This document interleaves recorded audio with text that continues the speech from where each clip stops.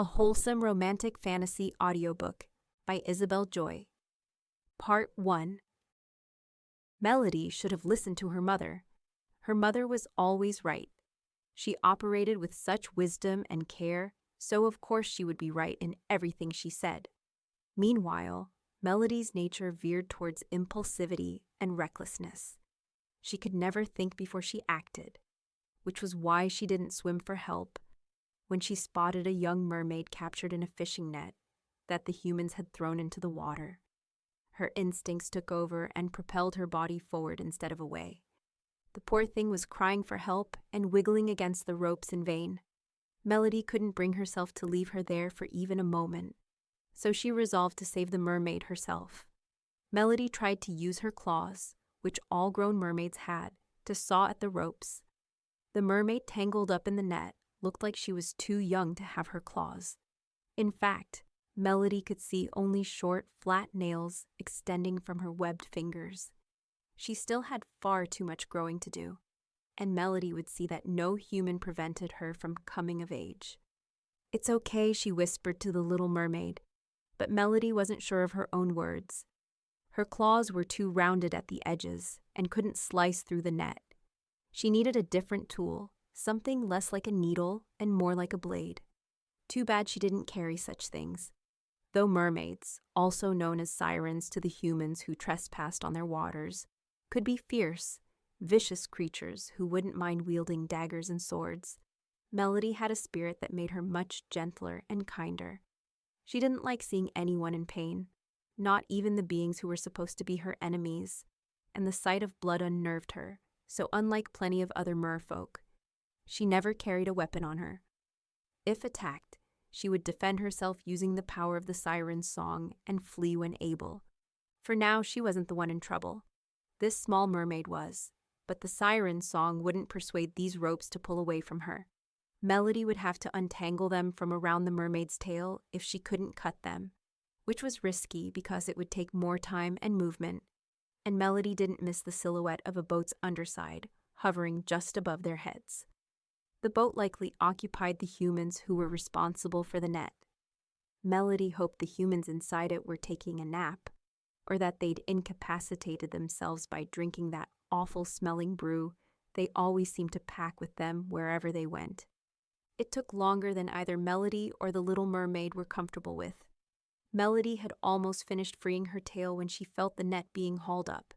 The little mermaid panicked, thrashing her arms and tail around so that all of the progress Melody made untangling her was at risk of being undone. She tried to calm the mermaid by shushing her and promising that she would be okay if only she stopped moving, but the poor young mermaid was beyond pacification. Melody was yanking furiously at the ropes as the men pulled the net up higher and higher until their heads were above water. The men in the boat were yelling and gasping in surprise, but Melody refused to acknowledge them. She was too close to freeing the mermaid to spare them a second of her attention. The last knot finally came free, and Melody was shoving the mermaid back under the water and away from the boat. Melody didn't have time to revel in her feelings of relief and satisfaction at having done her good deed for the day so early in the morning. She needed to swim away before the humans caught her. Unfortunately, Melody wasn't fast enough. The humans threw another net over her and were dragging her out of the water before Melody could even register the feel of rough, scratchy rope on her tail. The boat was small and cramped, with only enough room to fit 2 fishermen along with their catch of the day.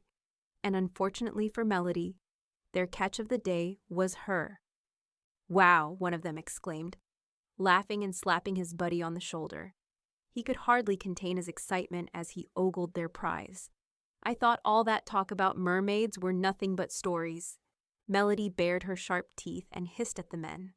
They stumbled back but continued to stare at her like she was a pile of gold. "What are we going to do with her?" "Sell her like we would any other fish," he said, as though the answer were plain as day. "But for her, we won't accept anything less than a fortune. This is bigger than anything we could have ever caught."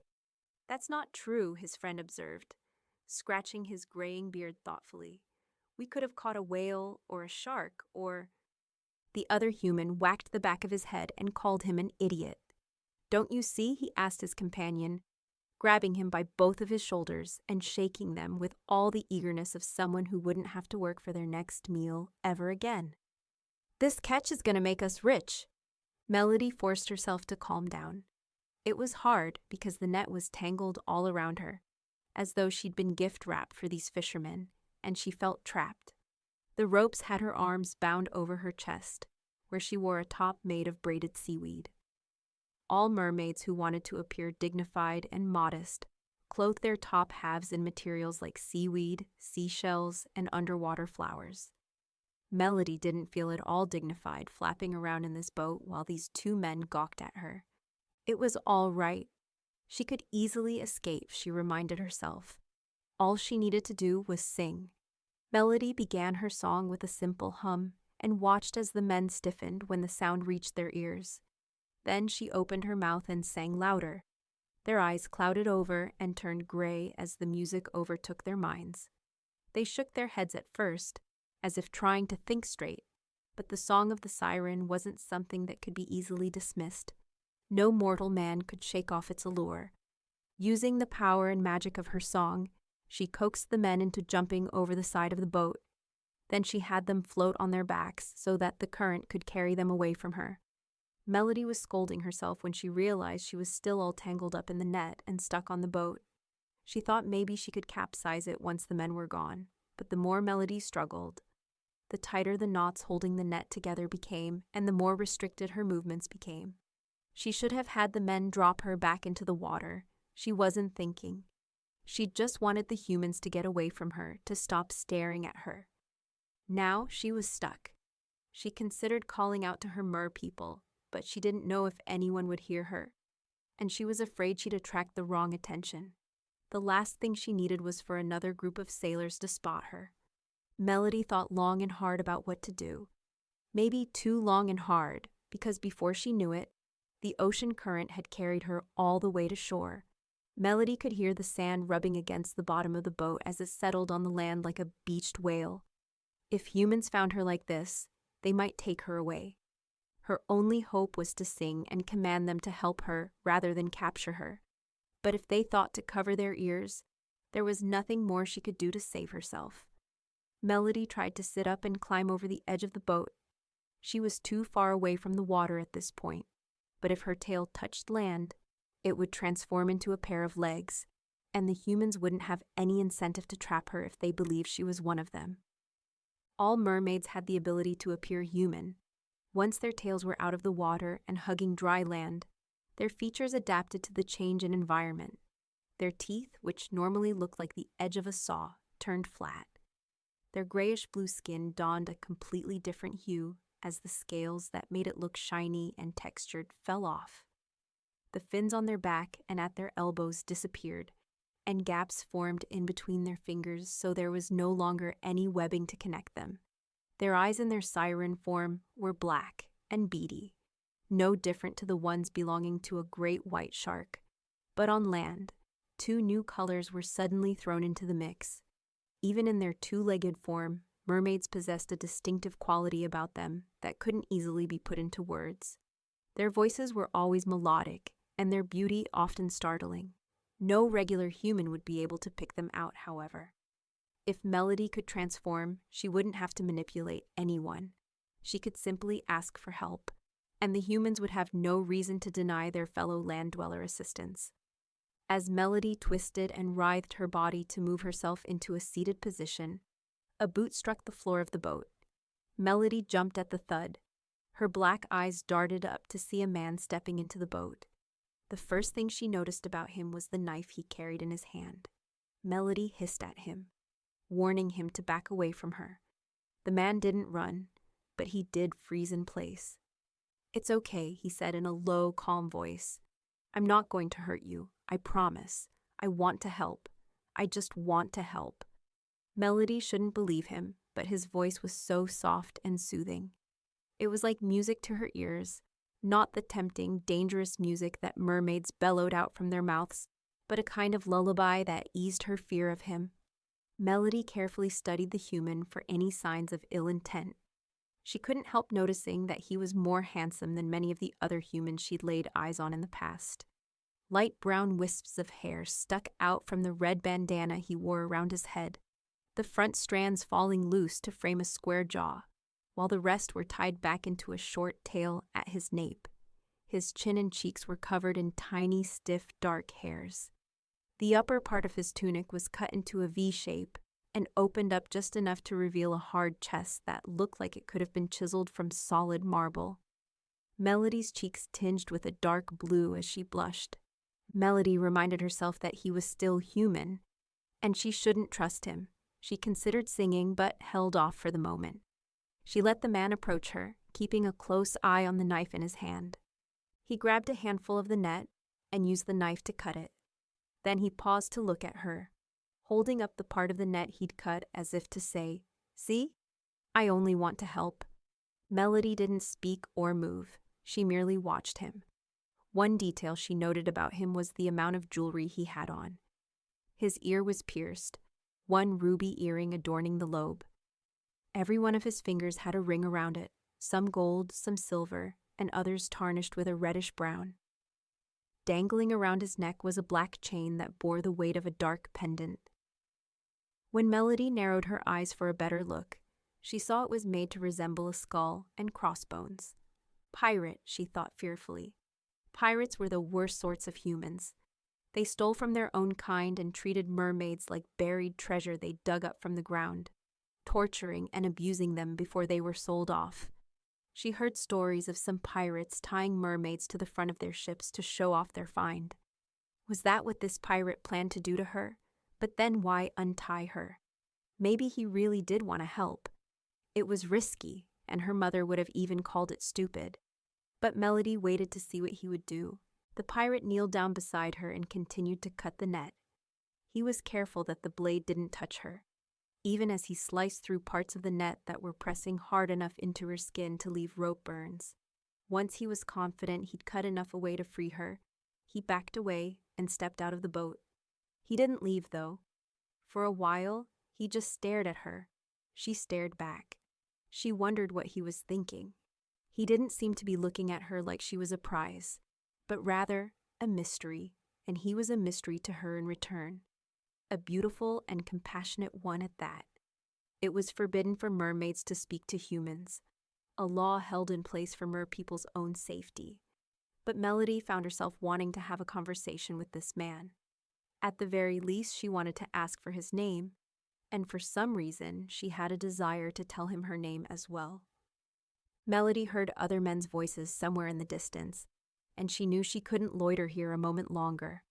The man must have heard the voices too, because he glanced over his shoulder before urging her to swim away.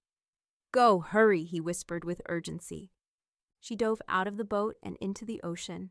Her scales rippled in relief at the feel of salt and water slinking through them once again. It was like embracing a long-lost friend. Melody hesitated, turning her head up to gaze past the surface of the water. She could see the shape of the man who saved her, and she wanted to poke her head out of the water to wave goodbye, but she'd taken too many risks for one day. As the next few days rolled by, Melody couldn't take her mind off of the pirate. If only she'd asked for his name. Alas, she could only refer to him as pirate when she thought of him, and it was unfortunate because the term pirate came with such a negative connotation that just didn't suit him. He was more than a filthy pirate. He was her rescuer. His eyes glistened with a kindness that not many merfolk welcomed into their hearts, as it was their cruelty and bloodthirst that often kept them alive. Her friend Ilani noticed that she spent most of the day lost in thought, and that she hardly spoke a word anymore. Her mother was wary of her change in demeanor as well. Worried for her, they asked Melody what could be going on inside her head. Melody assured them that it was nothing serious, but the words didn't ring true, even to her ears. Melody was trying to convince Ilani that she was fine, just distracted is all, as she put it. Their conversation was interrupted by the sound of someone blowing into a conch shell. For merfolk, that sound was the equivalent of an alarm, and it only ever meant one thing. There were pirates sailing near their cove. Everyone gathered round and positioned themselves for battle. The merman did not have the same abilities as the mermaids. They couldn't lure and hypnotize humans with their singing. So instead, they were tasked with defending their female counterparts. If the humans struggled, the mermen would come charging in with spears, sharp teeth, and claws before delivering the final blow. However, most of the time, the mermaids were able to execute the humans without much trouble. Once they were persuaded to jump into the water, the humans had nowhere they could swim to for safety, so the mermaids easily tore them apart or ate them alive, whichever method was preferred. Melody didn't enjoy the violence, though she couldn't deny she'd played her part in this ongoing war between humans and merfolk. Her kind would always come first. When faced with the horrible gore that left her mind scarred worse than any wound she could have received in battle, Melody would close her eyes and imagine she were doing something as innocent and mundane as plucking flowers or breaking coral. However, Melody soon realized this fight was unlike any other she'd been involved in. She joined her people in singing a deadly song that would be the last tune these men would ever hear. It was sad and filled Melody with guilt, but lives were at stake. They couldn't allow these pirates to discover their cove and capture them. They had to strike first, or risk losing the element of surprise, which was one of their greatest advantages. In minutes, men were willingly, even eagerly, jumping off of the ship. Their bodies broke the surface of the water with a series of splashes. Their smiling faces quickly morphed into expressions of pure fear and horror. Then many of them found themselves with no faces at all. Melody didn't have enough of an appetite to eat anyone. Even if she were ridden with hunger pains, she couldn't force herself to gobble up a person who shared many of the same emotions, thoughts, and worries as her. They may have had legs and no fins, but to Melody, they looked enough like her to make her hesitate. Melody knew she should shove all of her trepidations aside and join her people in protecting their home. It wasn't right that she was spectating the fight and not lifting so much as a fin to help. Melody focused on singing, luring the humans overboard until she sensed the ship was empty of souls. After the huge vessel was completely abandoned, it wasn't long before it too became a target of the merfolk's aggression. The mermen stabbed their spears into the thick planks of wood making up the belly of the ship. Meanwhile, the mermaids used their incredible upper body strength to climb up towards the edge. And they scratched and scratched at the sides until parts of the ship came away in their claws. Melody moved to help them sink the massive boat since she'd much rather destroy something that didn't eat, breathe, or feel. And the longer she floated idly by, the more useless she felt. Her people were urgently motioning for her to aid them in this brutal attack, and though Melody hated violence, she didn't want her kind thinking they couldn't depend on her. Melody swam towards the ship. Her webbed fingers had barely grazed the underside of it when she saw a human sinking towards them. His face made her freeze because she recognized it immediately. It was the same face, the same square jaw, and pierced ear that had been burned into her memory. This human suspended helplessly in the water was the pirate who had saved her. She panicked when she watched another mermaid swim towards him, like a shark preparing to eat a dolphin whole. Melody propelled herself through the water and flung herself in between the pirate and his predator. She hissed at the mermaid, which was very unlike her. Melody didn't normally hiss at her own kind, but she couldn't remember ever having to face off against another mermaid before. The mermaid held her arms up in surrender. "Fine, he's all yours if you're so hungry," she said, sounding annoyed. "I was getting full anyway." Melody waited until she'd swam a good distance away before she let herself relax. She breathed out bubbles of relief, only to tense up again when she realized the pirate was drowning. His hand was clenched around his throat and mouth, as if trying to block out the water. His eyes were two tiny bloodshot slivers peeking out between his dark lashes. Melody had to take him to the surface before his body gave out, which by the looks of it could be in the next minute or so. Melody ignored the way her heartbeat quickened as she grabbed his brawny arms and pulled him up. His eyes were closed by the time they'd broke through the surface.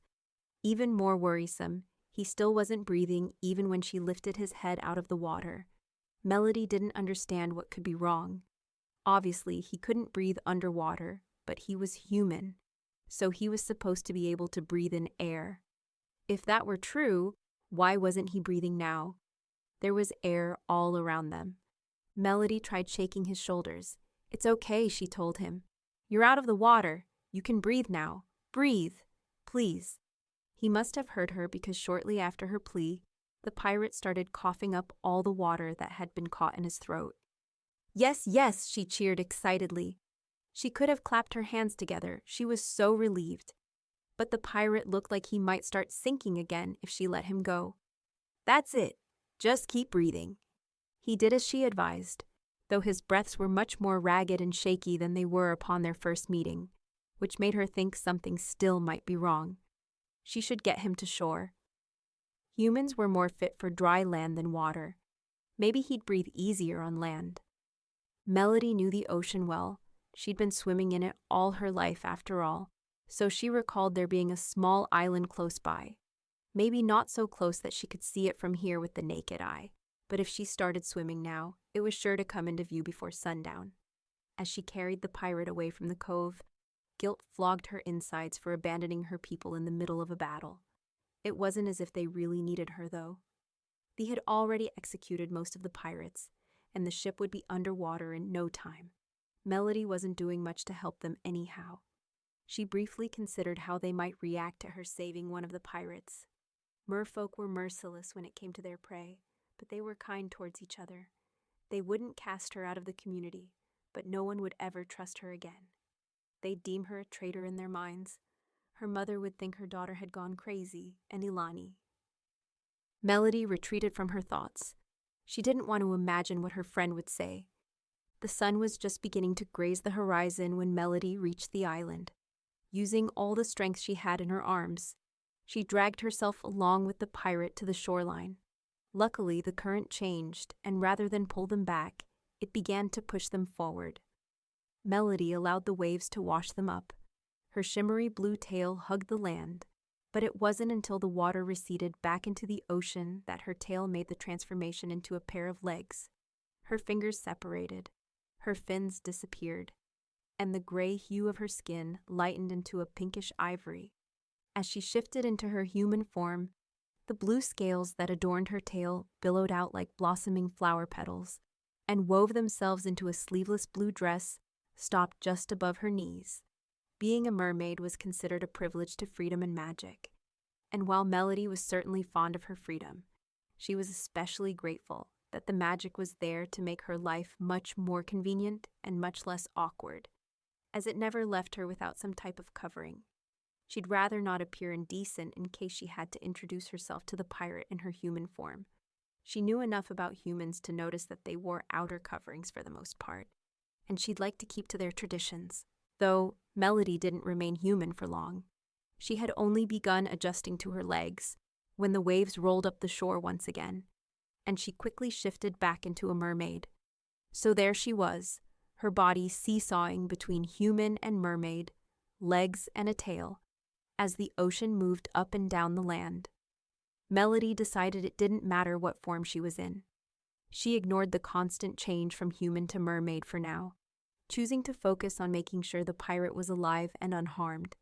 She hunched over him and checked for serious injuries, though she didn't exactly know what she should be looking for. His eyes were still closed, and he wasn't moving. However, his breathing wasn't as labored as before, which seemed like a good sign. Melody noticed that his body was shaking an awful lot, and his teeth were clicking together. She hoped these kinds of things were normal for humans, but a small voice inside her head warned otherwise. She didn't know what to do to help. His brow was pinched, and his lips were turned down. She wondered if he was in pain and had a fervent urge to comfort him.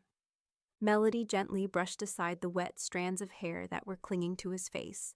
She stroked his forehead the way her mother did for her when she felt sick, or when she simply needed someone's touch to assure her that she wasn't alone. Melody was careful to point her fingertips up and away from his face so that she wouldn't scratch him with her claws as they popped in and out. His skin was much smoother than she had imagined, maybe because it wasn't made of scales. From this close-up, she could see a spray of orange spots dotting his nose. Her heart was beating faster in her chest the longer she gazed at him. Soon, it reached a point where Melody wasn't content to simply stare at his face, though it was a sight to behold. She could have stared at it for ages, and a part of her wanted to stare until her eyes grew weary. But she also wanted a lot of other things. For instance, Melody wanted to hear his voice again. She wanted him to tell her his name. Since dragging him ashore, she'd wanted to call out to him, but couldn't because she didn't have a name. She wanted to say hello and ask him what he thought about mermaids, what he thought about her. Melody was hopeful that her wishes might be granted when she saw his eyelashes start to flutter. She pulled her hand away from his forehead to quickly fix her hair as best she could. If only I had time to braid it, she thought regretfully. Melody shyly tucked a strand behind her ear, but then the ocean was moving over the shore once again. The hair caught on her claws, and the strands she'd managed to tuck fell back over her face as her ear flattened out and reshaped into a fin. The waves were slower in returning to the sea this time around, so she still had her tail when the pirate fully opened his eyes. She smiled in relief, feeling giddy as he stared at her. He blinked a few times and shook his head as if to wake himself up from a dream. Melody opened her mouth to ask him if he was hurt anywhere, but was immediately cut off when the pirate started screaming. "Monster!" he shouted in her face, shoving her back so hard that it nearly knocked the wind out of her. "Stay away, I mean it. I'll kill you if you come any closer."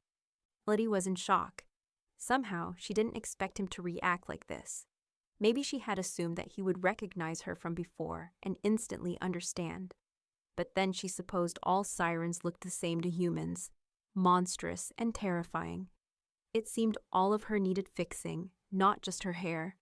Melody was hurt and even a little angry, but she couldn't blame him for being scared of her after he nearly died at the hands of her people. As she tried to think of the right words to say that might earn his trust, the pirate reached into his boot and his hand re-emerged with a knife. He cast the sheath aside like it was the most useless thing and jabbed the point towards her. Melody frantically scooted back until her tail was past the shoreline and completely submerged in the water, making it so that there was no chance of her turning back into a human. Thankfully, the pirate kept close to the shore and didn't follow her. He was probably afraid that she'd drag him into the ocean and drown him if he gave her the chance. She wanted to assure him that everything was okay. He was safe now. She wouldn't hurt him, but his fear was secreting off him like sweat. The smell of it was pungent and unmistakable. Melody knew nothing she said would convince him of her good intentions. He'd assume it was a trick. "Get out of here, you monster!" he yelled at her. He snatched up the nearest rock and hurled it at her. Melody had to duck underwater to avoid it. The pirate was still demanding that she leave when she dared poke her head back up, permitting only her eyes to come above the surface and nothing else. "Go back to wherever you came from," he shouted, slashing at the air with his knife in the hopes that it would frighten her off. Melody tried to remember that her kind had attacked him, so of course he would be afraid of her. Even still, she couldn't help the frustration that was building inside of her. She would have liked just a little show of gratitude. Instead, he was threatening her life. When she didn't leave, the pirate waved his knife with even more vigor and continued yelling at her. "I said go! Now! Don't make me say it again." Melody swallowed the lump in her throat. Mermaids didn't cry tears like humans did, but her heart ached all the same. She stared longingly at the pirate for a few more seconds, sad that she'd never learned his name after all, before complying to his demands. The water around her seemed much colder and darker than usual as she swam home, and it remained that way even to the next day. She'd stopped humming, and when the others tried to strike up a conversation with her, she said as little as possible. She did her best to sound kind and cheery, but Melody was still upset and wanted quiet more than anything else. The only problem with that was every time Melody was given the space to think, her mind immediately went to the pirate she'd saved yesterday. She worried about him, wondering if there was any food or water on that island, and how he'd ever make it home when he didn't have a boat. Was he hurt? She'd checked his body for injuries, but she could have easily looked over something important. Was he lonely? If so, she would have loved to offer up her company, but he'd made it clear that he didn't want it. Overcome with anxiety, Melody resolved to swim back to the island to make sure that he was okay. She was the one who'd left him stranded there, so it was only right that she check up on him. Who else would do it if not her? Melody stayed a safe distance away from the shore and poked just enough of her head out of the water so that she could watch the pirate. He was limping, she noticed. She didn't think it was normal for humans to walk funny like that. His leg might be hurt. Swimming as quietly and calmly as an ocean breeze, Melody neared the shoreline for a closer look. She immediately froze when she saw that he was stepping into the shallows. He was carrying a long stick around with him as he dragged his feet through the water. For a moment, she thought he'd spotted her and planned to hit her with the stick to make her go away. He hadn't even glanced in Melody's direction, though, so he must have been up to something else. Realization dawned on her when he started wielding the stick like a spear, stabbing one end into the water and groaning in frustration when he yanked it up and saw nothing there. He was trying to catch a fish. He was hungry. The desire to help him crashed over Melody like a tsunami, and she couldn't find a good enough reason to fight it. Maybe he hadn't been the nicest to her, but after a near-death experience, what else had she expected? Melody used her voice to charm the fish into swimming into her grasp. It wasn't common knowledge to the humans, although the existence of mermaids wasn't exactly common knowledge either, but the song of the siren was not limited to hypnotizing men. Mermaids also used their voices to capture things like fish, without defiance. It was normal for mermaids to eat fish. Though Melody thought these creatures of the sea were too beautiful and precious to be devoured without remorse, so she mostly sustained herself on kelp. She didn't know what sorts of food the pirate preferred, but she figured if he was trying to catch a fish, she'd help satisfy his craving. She managed to trap 3 fish that she thought were a decent size. Now she just needed to give them to the pirate without him throwing any more rocks at her. Obviously, she couldn't approach him as long as she had a tail, or else he'd assume she was there to gobble him up for breakfast. Maybe he wouldn't act so hostile towards her if he saw that she had legs like him. Melody swam to a side of the island where the pirate wouldn't be able to see her dragging herself out of the water. Her tail met land and split in 2 before turning into a set of legs. She carried the fish in her hands as she set out to find the pirate. It felt awkward and unnatural walking rather than swimming. Mermaids almost never took advantage of their human forms. Melody wobbled on her feet as though the ground were moving from underneath her. The more she walked, the more quickly she found her balance, though. She followed the pirate's scent, which nestled inside her nose like clean summer air. She spotted him through a thick patch of palm leaves and hesitated, crouching behind the leaves for cover. She was beginning to have second thoughts about all of this. What if he recognized her and attacked her anyway? She was out of the water, which meant he had an advantage over her. Maybe she should leave the fish here, and hopefully he'd find them. But then a part of her had wanted to use this as an opportunity to finally talk to him. The pirate limped back to shore, breaking his stick in half before hurling it into the sea, like it was the most useless thing in the world. It didn't seem like he was in a talkative mood. Who was she fooling anyway? Her people would laugh at her if they discovered she'd been trying to make friends with a human. A pirate, no less. This was all too risky. As Melody started to turn around, her arm brushed up against the leaves, making them rustle. The pirate whirled around. The movement was awkward because he avoided putting any weight on his right foot, but it made Melody jump nevertheless. "Who's there?" he called. When Melody didn't answer, he reached for his knife. Not again, thought Melody. She ruefully tucked her face in the crook of her arm and scolded herself for being so careless. Her mother would give her the lecture of the century if she ever found out about this, assuming the pirate didn't manage to kill Melody before she could swim back home. As for Alani, Melody inwardly groaned, just imagining the comments she'd have in her arsenal. At least her mom pretended to be understanding even when Melody's actions were incomprehensible. Alani never sugar-coated the truth, no matter what.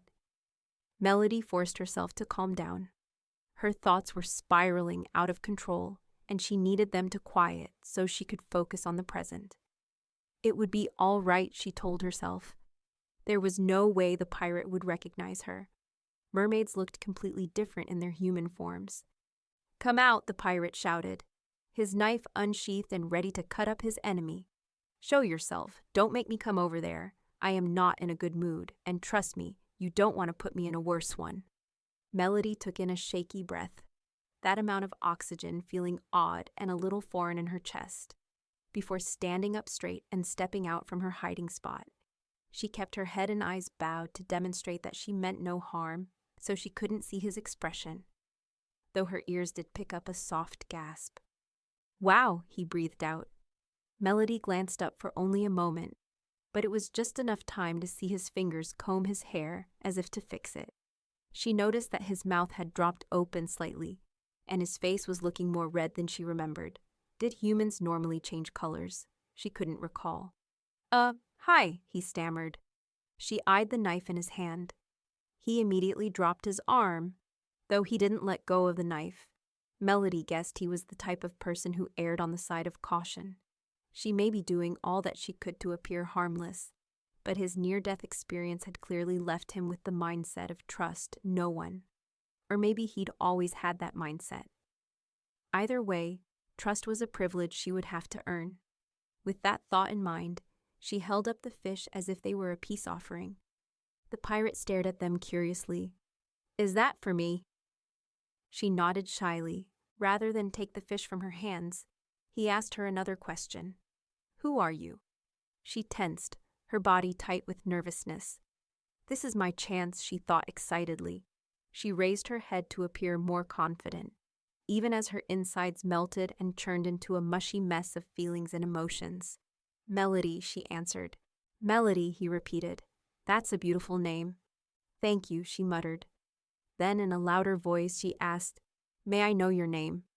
She was so excited and at the same time a little fearful. What if he didn't want to tell her? It wouldn't be the end of life as she knew it, but she'd be really disappointed if he declined to say. And the embarrassment would be more than she felt ready to handle. The mere thought of it made Melody want to dive back into the water and bury herself underneath the sand, like a hermit crab. A sigh of relief broke through her lips when he answered, "Yes, it's Luca." "That's a nice name too," she remarked. He gave her a soft smile, and she returned it. "I'm sorry for the yelling. I didn't know who you were. I didn't think this place had anyone living on it. At least not anyone. Civil, I guess. It's okay, I don't actually live here." "Are you stranded here?" If Melody said no, he'd wonder what she was doing here. "Yes," she lied. The skin in between his brow creased as his eyes filled with sympathy. Melody was surprised. She thought pirates were more rugged and stone cold. "That's terrible. For how long?" She shrugged, trying to convey that it really wasn't all bad. She didn't want him feeling sorry for her unnecessarily. It felt deceptive. "Not very long." "Where are you from?" Melody bit her lip. She glanced at the ocean on instinct, but the pirate didn't seem to think anything of it.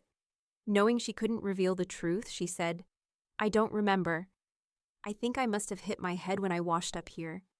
"I'm sorry," he said. Once again she shrugged her shoulders. "I'm okay. Really." Then, not wanting to keep up this farce anymore, Melody tried to change the subject. "Are you hungry?" A loud gurgling sound erupted from where Luca stood. It startled Melody. She was afraid there might be a wild animal lurking nearby. Luca didn't seem worried, though. Instead, he was acting embarrassed about something, laughing dryly and staring at his feet, which she noticed were now bare. He'd taken off his boots, apparently. "Does that answer your question?" he asked. She blinked in confusion. Did what answer her question? That sound. Did it mean something? "What are you talking about? My stomach growling." "Sorry, I thought you might have heard it. It was pretty loud." His stomach was growling like an animal. Mermaids had stomachs too, but they didn't ever make noise. Not like that anyway. Did the growling mean he was hungry or full? Melody thought about it and figured if she were a stomach and she wanted food, she wouldn't be silent about it. "So, you're hungry then," she guessed. "Definitely. Do you want some fish?" "Thank you, that's very kind of you." Melody was about to approach but paused when she realized he was still holding the knife. Luca saw that the weapon made her nervous, and he dropped it beside him. Then, raising his hands so they were level with his shoulders, he said, "Don't worry, I won't hurt you. You have my word." Melody didn't know that it was wise to trust the word of a pirate. Honestly, his word probably wasn't worth much. But she really did want to trust this human, so she walked towards him but proceeded with caution. Melody shouldn't have been so fearful, because even in her human form, she could use her singing voice to charm Luca into submitting to her will. But she had a feeling that if he suddenly attacked, she'd panic and her throat would close up on her. "Here," she said, reaching out to hand him the meal. He grabbed it from her, smiling thankfully. As he moved to set the fish on the ground, he stumbled and cried out in pain. He dropped the fish and they hit the sand, kicking up dust and tiny bits of rock. "Are you okay?" Melody asked him, forgetting that she was supposed to be wary of this human as she helped him sit. "It's nothing," he hissed unconvincingly. "Is something wrong with your legs? Don't they work?" He laughed. "Of course they work. I just sprained my ankle is all." "Sprained?" Melody repeated. She had never heard this word before. Her people didn't use it to describe their injuries, maybe because mermaids were built differently, even in their human form. "That's bad, right?" He furrowed his brow at her. "I can't tell if you're trying to be funny or not." Melody didn't know which answer would make her seem less suspicious, so she opted to be silent instead. Luca turned to the fish that were lying in the sand. "Can you help me build a fire?" he suddenly asked her. Okay," she said, though she wasn't sure she knew what a fire was. "What do you want me to do?" Luca asked her to gather some sticks and straw. She left and hurried back with the materials in her arms. She dropped them in front of Luca, and he began to work, rubbing the sticks against the leaves and straw in a certain way. She waited for him to give her further instructions. For some reason, he wanted her to help him blow air into the pile of sticks. She wondered why, but didn't ask in case it was a stupid question. She leaned over his hands and blew as if she were trying to blow away a bug. Her nose wrinkled as she started to smell something unfamiliar and odd. The air around the sticks turned gray, curling up from the spot where wood rubbed up against straw like a thin translucent ribbon. Then there was a crackle and an orange flicker of light. Luca gave a soft cheer as he fed the orange light more straw. Melody watched in amazement as it grew taller and changed colors, as if it were a live creature. For a moment, she wondered if it actually was alive, and reached her hand out to pet its glowing skin. She flinched when Luca seized her arm and yanked it back.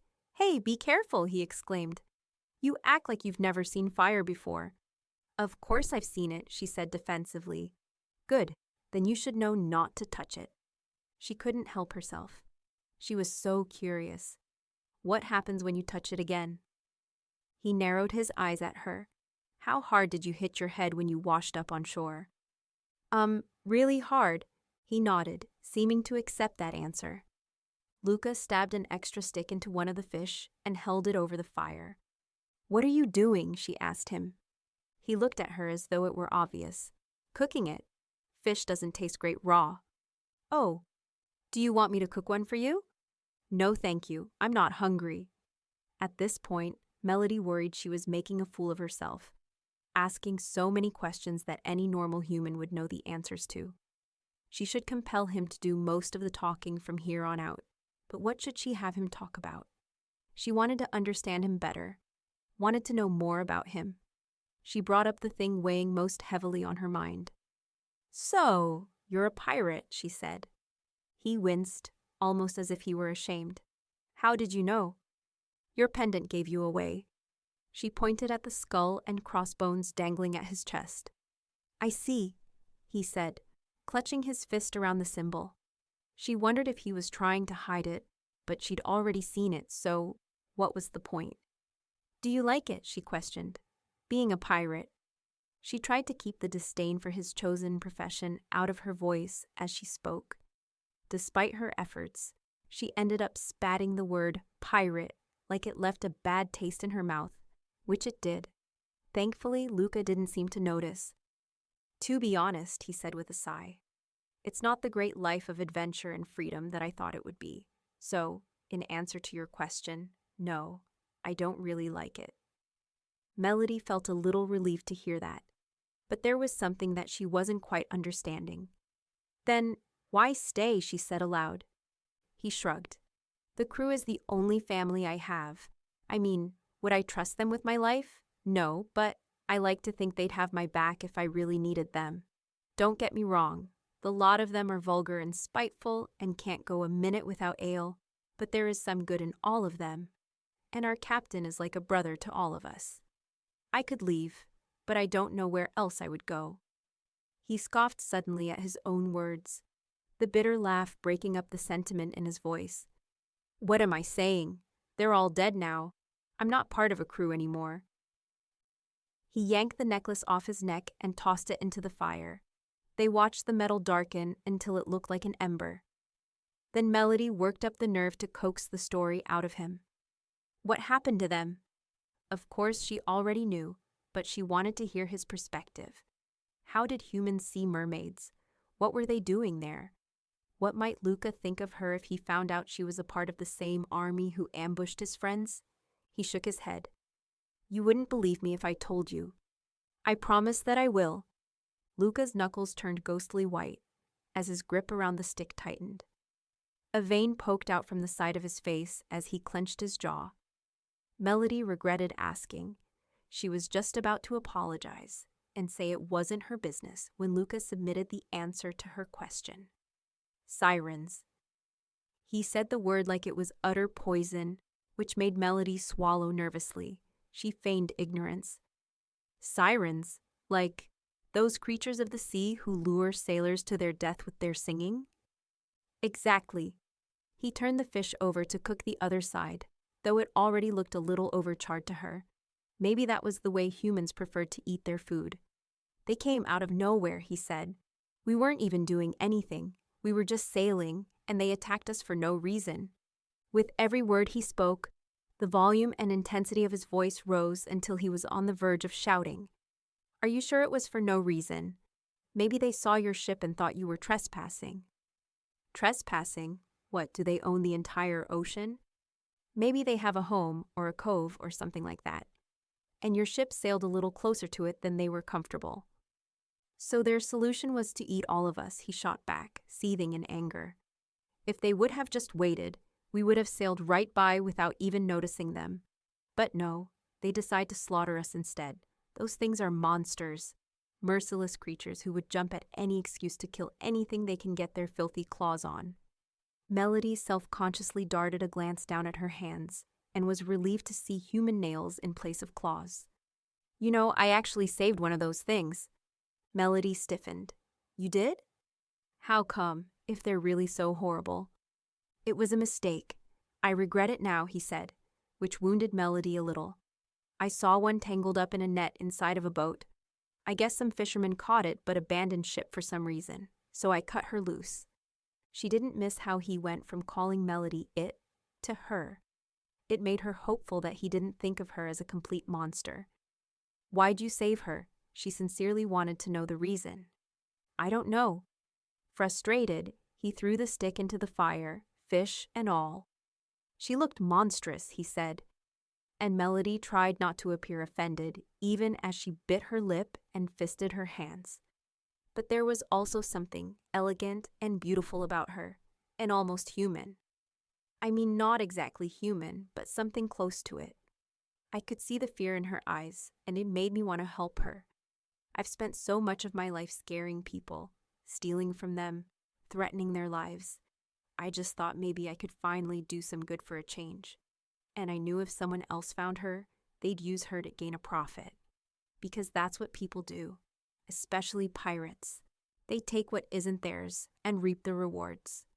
Melody felt her heart beating hard in her chest.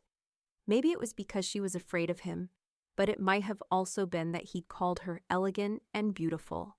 Although Melody couldn't forget that he first and foremost saw her as a monster. So I let her go free, he said. Then, thinking aloud, he muttered, Maybe I was just under another spell, and I didn't realize. No, that's not true. I mean, she wasn't even singing, was she? Well, not that I remember, but then my memory gets all fuzzy whenever I hear them singing. I can't remember much of the attack. I don't even know how I ended up here. I woke up to one of those things trying to eat me. Melody cringed. She wanted to scream, I wasn't eating you, I was saving you. But that would mean confessing to him that she was the siren he was talking about. She couldn't stand to let him think she was trying to hurt him, though. She felt compelled to say something to her defense. Maybe it's not what you think. But Luca wasn't listening.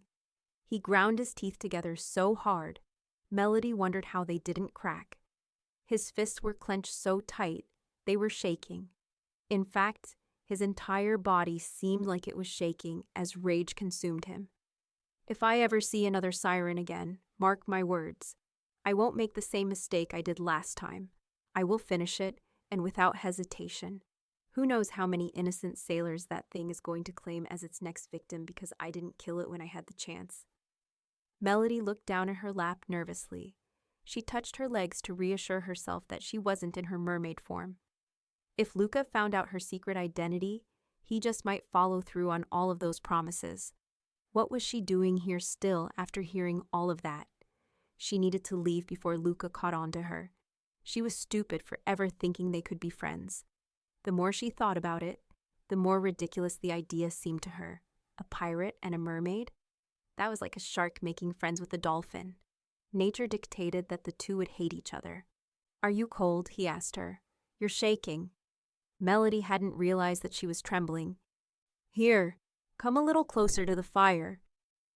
She flinched at his hand on her back. No, I'm okay. Actually, I think I'll go now. It was nice meeting you. Wait, he grabbed her hand before she could stand. Where are you going? Melody fumbled for an excuse. Oh, just a swim. I mean, a walk. Yeah, a walk. I like to take walks. It helps me think. Are you coming back? His question gave her pause. Do you want me to? Well, yes. He looked away from her as if embarrassed. His face was changing colors once again, and Melody stared in fascination. It's just that I was really enjoying your company, and it's nice having someone to talk to, especially someone who's a good listener. Melody's heart did a small flip. Okay. Okay, he echoed. She clarified. I'll come back, okay? He nodded, grinning. Okay. Then, before she stood completely up, he bowed his head and delivered a soft peck to the back of her hand. His lips lingered on her skin for a moment. They were warm and soft, and Melody was surprised at herself for feeling disappointment when they pulled away. She was shivering again, but this time it wasn't from fear, and it wasn't from the cold. Melody knew she should swim home and never return to this island. But then what would become of Luca? And what would become of their friendship? Maybe it was naive for her to think of it as a friendship, but she cared about him. And maybe he was starting to care about her. She was already missing his presence as she swam towards the cove. So in the end, she kept her promise and returned the next day. Before she went to him, she braided her hair so that it fell over one shoulder and decorated it with flowers that she found on the island. Hopefully, Luca would like it. He was drawing in the sand with a stick when she arrived. When she looked closer at his picture, she couldn't exactly tell what it was supposed to be. She saw lots of shapes, mostly squares. It's a house, he said bashfully when he caught her scrutinizing his work. A house, she wondered to herself. Another word she didn't know.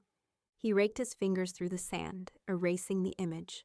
Sorry, I'm not that good an artist. Melody felt bad. It wasn't that his drawing skills were lacking. It was just that Melody didn't know many things about humans. Whatever a house was, she had no idea what it was supposed to look like. For all she knew, Luca's doodle in the sand had been a perfect depiction. You came back, he said, sounding relieved. And I brought something for your ankle. She showed him the handful of seaweed she'd carried with her all this way. If you wrap this over it, it'll help it heal. He gave her a funny look, which she'd expected. To him, it must have seemed like she thought a small bundle of ordinary seaweed would magically restore his ankle back to the way it was before. This wasn't just any seaweed, though. In fact, her people called it special seaweed. It only grew in extremely deep pockets of the sea, where the sunlight couldn't reach the ocean floor and the waters were cold enough to make even the merfolk shiver. It possessed special healing properties that were so miraculous. They had to have been magical. Melody's people often used it as the main ingredient in their salves and medicines. The ocean had plenty to spare, so Melody gathered a handful of them to bring to Luca. "Just trust me," she said, when he continued staring dubiously at her. "Show me where you're hurt." Melody sat beside him as he rolled up his pants leg. Her eyes widened when she saw how purple and swollen the skin around his ankle was. She might not be human, but Melody was almost positive it wasn't supposed to look like that. Her ankles certainly didn't look like that. She was happy she thought to bring along the seaweed. Careful not to press against the bruising, she laid the seaweed over his ankle and wrapped it as though she were bandaging him up. Luca breathed out a sigh of relief, and Melody knew the seaweed was already working to soothe the pain. "Aside from your ankle," she said, finding her balance as she slowly sat back on her heels. "How are you doing? Did you eat any of the fish I brought you yesterday?" "Yes, I did. I'm sorry I burned the first one. I was angry, but the other two came out good." He leaned back, using his arms to keep himself propped up. "I've been holding up okay. Mostly, I'm just bored. It wouldn't be so bad if I could explore this island a little, but I can hardly walk because of my stupid ankle." "Do you miss home?" she asked. He went quiet for a moment. His eyes closed as he seemed to think it over. "I miss my old shipmates, but I don't think I ever thought of that ship as home. I don't think of anywhere as home. I guess that means I don't have one," he concluded with a forced smile. "I'm not tied down to any place." He made the comment as if it were a good thing, but Melody noticed how his shoulders sank as he drew random lines in the sand with his finger. "What about you?" he asked. "I know you don't remember where you came from. Do you remember anything? Like, maybe your family?" Melody tensed at the question. She didn't want to avoid it by claiming she was unable to recall anything about herself. She had a desire to share parts of herself with Luca so that he might know and understand her better. Besides, he'd already revealed so much about himself, and Melody had yet to give him anything in return. "My mother and father," she began, evaluating every single syllable before she permitted it to exit her lips. "My mother is very fierce, but also very wise. I'm closer to her than I am my father. He can be kind if he tries hard enough, but he's mostly quiet and reserved." He asked her, "Do they love you?" She smiled. "I know they do." "Good," he said. "I'm glad to hear that. They must miss you very much." Not really, she thought. They had only just seen her this morning. She'd given both of them a hug before visiting Luca. "Don't worry," he said, leaning over to squeeze her arm. "There has to be some way off this island. I'll find it and get you back home safely." Guilt gnawed away at her. "I'm not worried. Can I ask what happened to your parents?" "I don't know. I grew up in an orphanage. I assume they're dead." "Oh, I'm sorry." She felt bad for asking and stirring up bad memories. "It's fine. I should be grateful. Can't miss what you don't remember." Melody wasn't so convinced. Even if he had never met his parents, she could see in his expression that he longed to know who they were. Neither of them were sure of where to steer the conversation from where Luca had left it, so the silence between them stretched on. Melody worried that she'd made him uncomfortable and was thinking of ways to fix it when she felt something warm and calloused graze her hand. Luca had laid his hand over hers, filling in the gaps between her fingers with his own. He certainly had the hands of a pirate. They were rough and battered.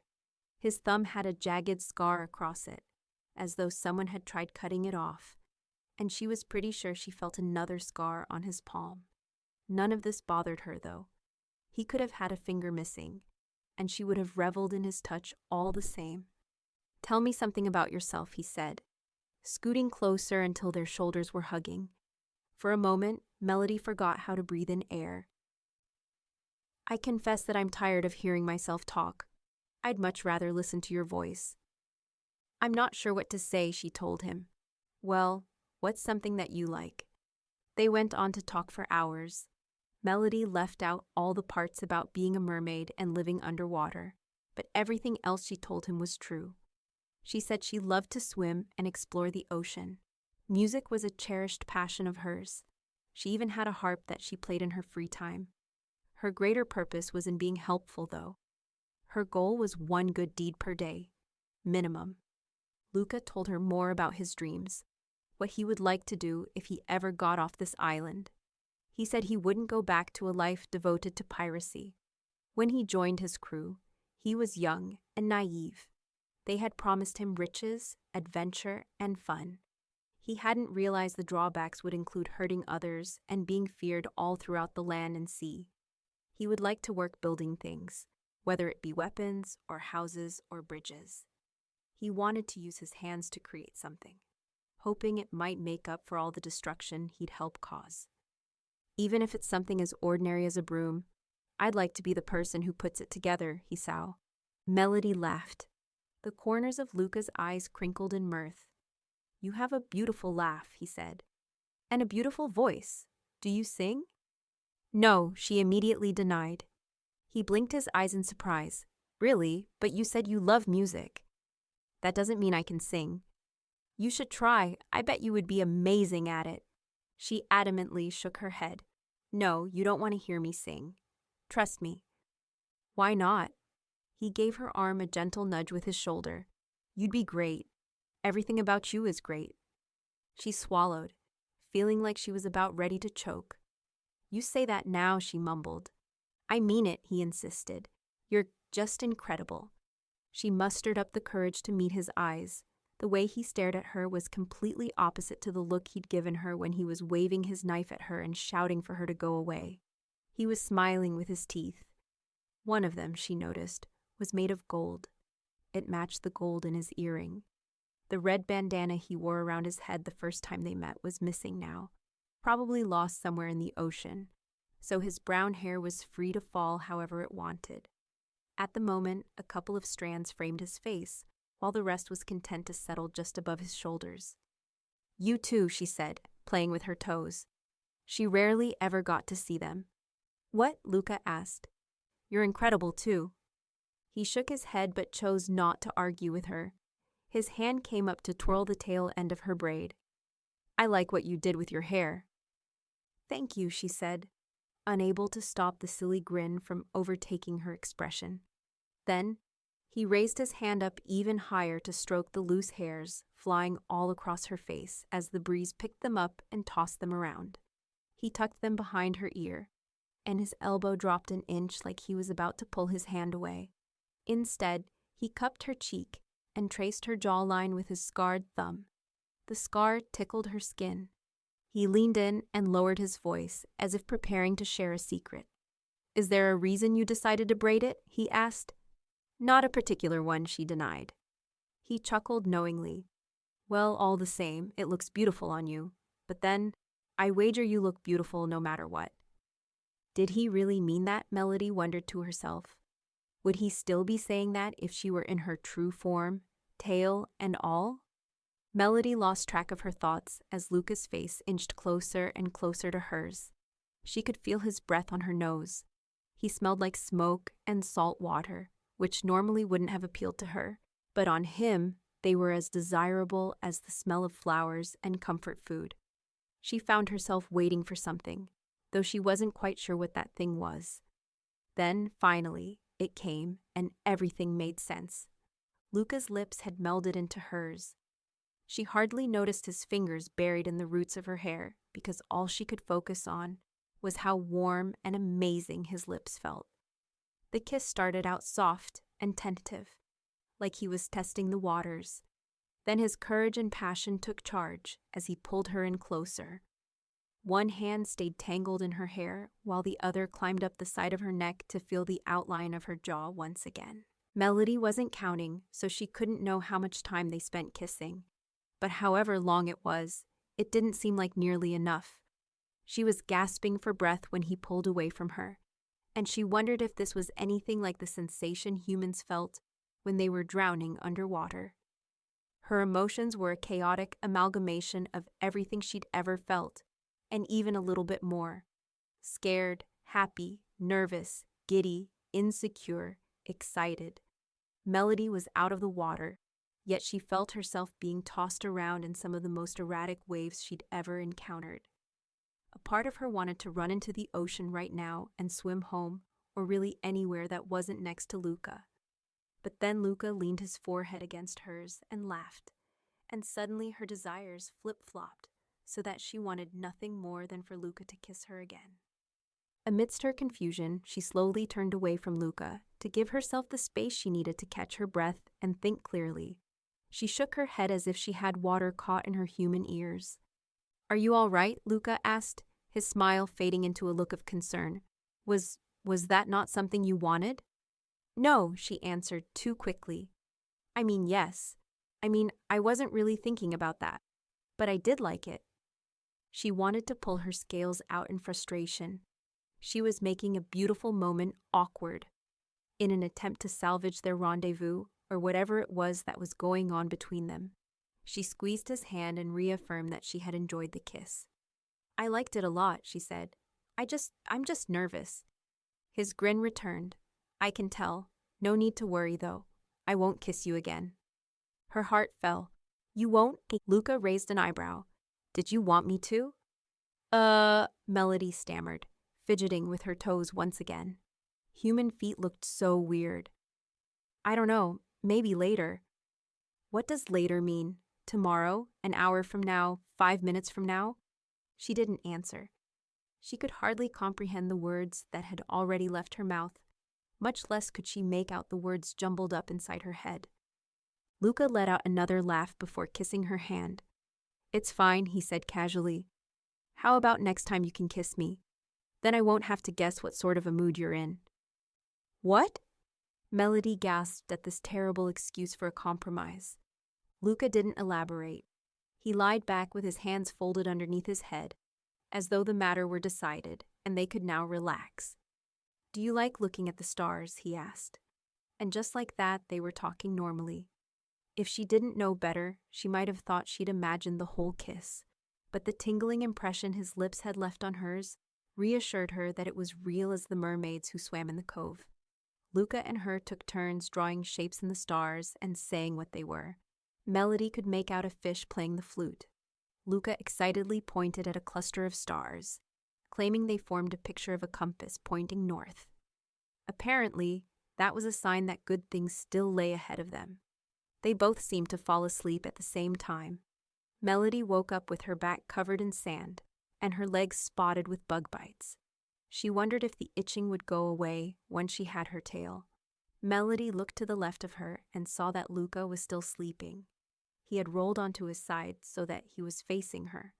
She was tempted to brush his hair away from his eyes and maybe even sing him a lullaby, but she didn't want to risk rousing him. Besides, no matter what song she sang, Luca would fall into a spell. It was the magic of the Sirens, both a blessing and a major inconvenience. She wouldn't call it a curse because she was grateful to have this gift that had saved her life many times before. But she did wish Luca could hear her singing voice while also staying in his right mind. Oh well, not all wishes could come true, and that was okay with Melody. She didn't need to see all of her hopes and dreams fulfilled. She had so many. It was hardly reasonable to expect everything she had ever wanted to be given to her. If only 2 or 3 of her wishes could come to life, she'd be more than happy and wouldn't ask for anything ever again if she could help it.